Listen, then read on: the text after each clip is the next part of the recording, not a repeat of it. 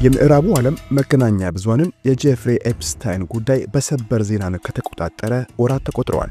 ከሰሞኑ ዩናይትድ ስቴትስ ከ3 ሚሊዮን ገጾች በላይ የሚሆኑ የጄፍሪ ኤፕስታይን ምስጢራዊ ሰነዶችን ይፋ ያደረገች ሲሆን ይህ ክስተት በተለይ በአሜሪካና በብሪታንያ ፖለቲካ ውስጥ ትልቅ መናወጥን ፈጥሯል።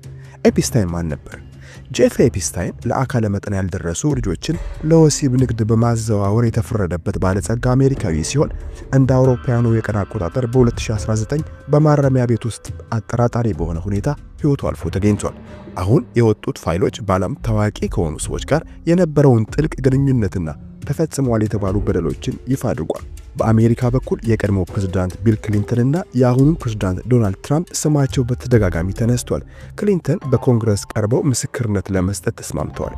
የትራምፕ የንግድ ሚኒስትር የሆኑት ሃዋርድ ሉትኒክ ወደ ኤፕስታይን የግል ደሴት ስላደረጉት ጉዞ ጥያቄ እየቀረበባቸው ነው። ዲሞክራቶች ደግሞ የሰነዶቹ መለቀቅ ዘግይቷል በሚል ተቃውሞ እያሰሙ ነው። ስማቸው በተለቀቀው ሰነድ ውስጥ ከ6000 ጊዜ በላይ የተጠቀሰው ፕሬዝዳንት ትራምፕ ዛሬም ከሰውየው ጋር በነበራቸው የወዳጅነት ወቅት የፈጸምኩት ኃጢአት የለም የሚል ጽኑ አቋም ይዘዋል። በብሪታንያ የደረሰው ኪሳራ በአገሪቱ የቀድሞ አምባሳደር ፒተር ማድልሰን ከኤፕስታይን ጋር በነበራቸው ግንኙነትና በተቀበሉት ክፍያ ምክንያት ከፓርላማና ከፓርቲያቸው ለቀዋል። አሁን ላይም የወንጀል ምርመራ እየተደረገባቸው ነው።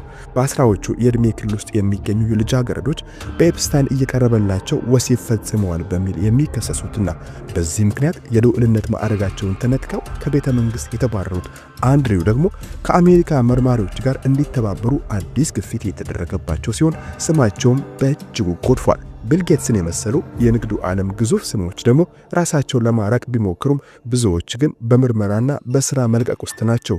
ይህ ቅሌት በስልጣንና በተጠያቂነት ዙሪያ ትልቅ ጥያቄ አስነስቷል።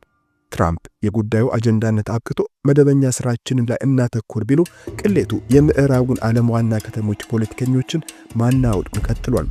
የብሪታንያ ጠቅላይ ሚኒስትር ኬር በቅሌቱ የተያዙትን ማድልሰንን በአሜሪካ አምባሳደር አድርገው በመሾማቸው ዛሬ ይቅርታ ጠይቀዋል። ማድልሰንም በወንጀል እንዲጠየቁ ምርመራ አዘዋል።